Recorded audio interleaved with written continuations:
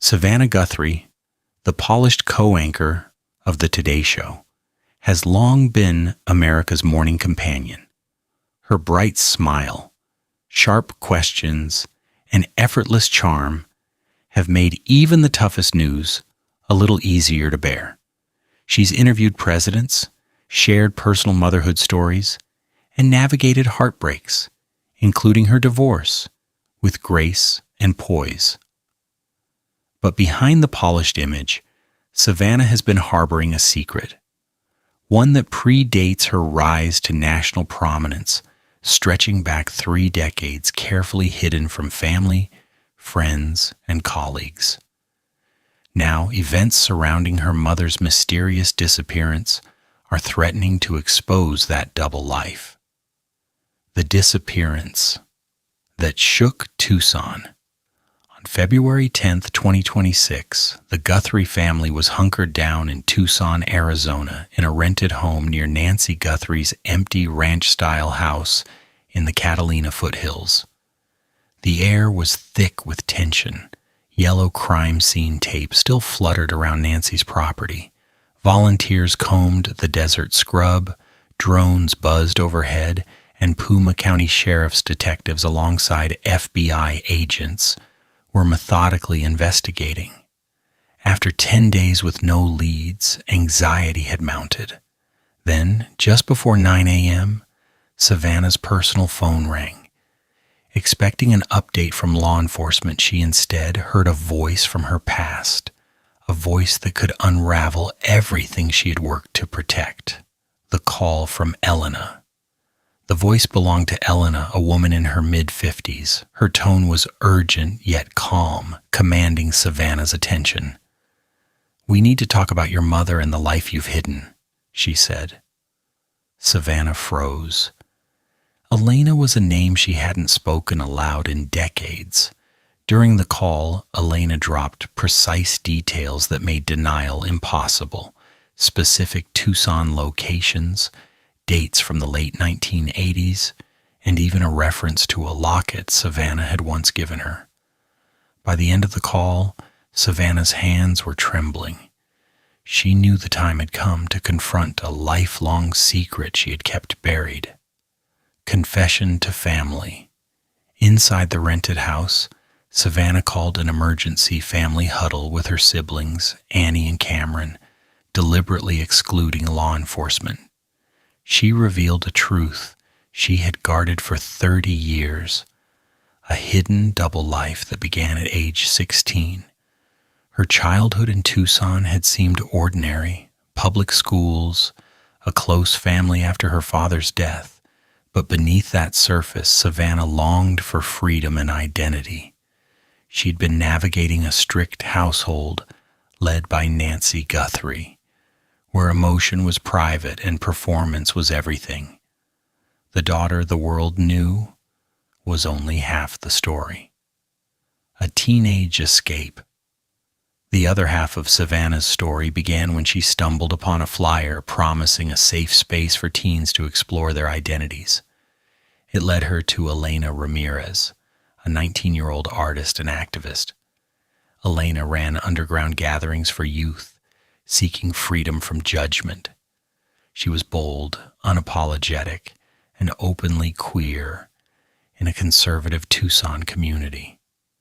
Elena immediately saw something in Savannah, a spark hidden beneath layers of expectation. Their friendship quickly evolved into something deeper, but secrecy was essential. Savannah had to hide this world from her mother, while slowly building an identity she could truly call her own. Clark, the hidden self. Savannah's double life included adopting her middle name Clark as an alter ego. Clark was a freer, more authentic version of herself, attending art shows, activist rallies, and poetry readings that Savannah's mother would have never approved. A fake ID allowed her to slip into Tucson's underground scenes without raising suspicion. Even during college, law school, and her early journalism career, she maintained this hidden identity. Family visits became opportunities to immerse herself in Clark's world. Savannah's life as a polished journalist coexisted with Clark's freedom, and Elena remained the only person who knew both sides intimately. Elena's return. The morning after the phone call, Elena arrived in Tucson under FBI supervision.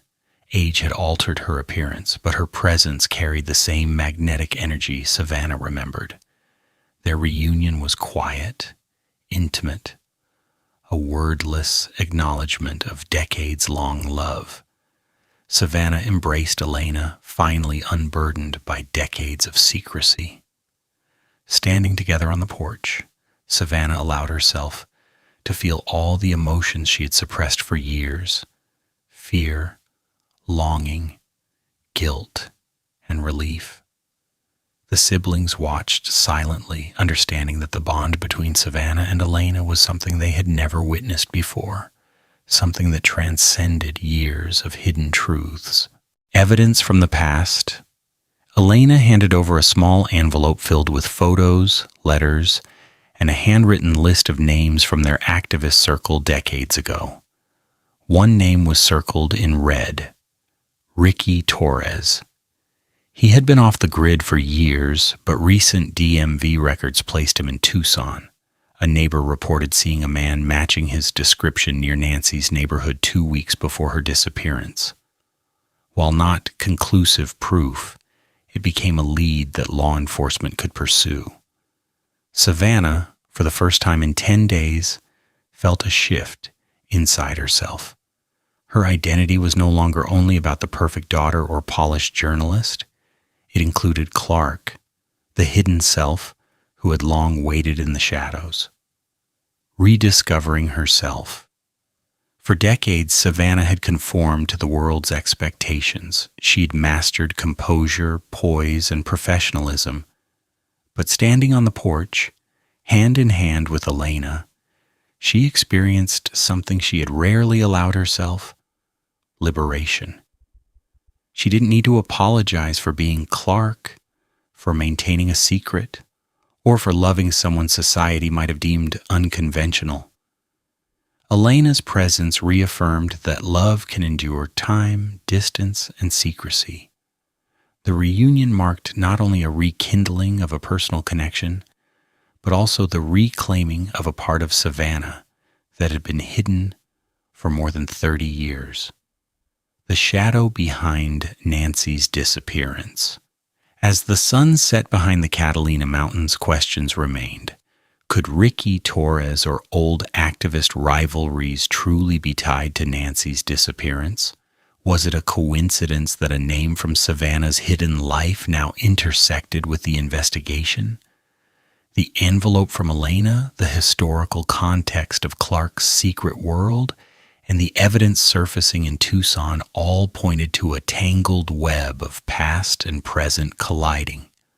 For Savannah, every revelation was both frightening and empowering. She realized that only by acknowledging her double life could she navigate this crisis with clarity, authenticity, and courage. Facing the future, Savannah and Elena stood in silence, the desert wind rustling the Palo Verde trees. They had survived decades apart, secrecy, and societal judgment. For the first time since she was 16, Savannah didn't feel the weight of performance or perfection. The path forward was uncertain, but it was hers to walk, fully embracing both her identities. Nancy's disappearance still loomed, but Savannah felt strength in authenticity and love rediscovered. In that quiet moment, Savannah realized that she'd finally learned to live openly, without shame or fear. An essential first step toward confronting the mysteries threatening her family and reclaiming her own life.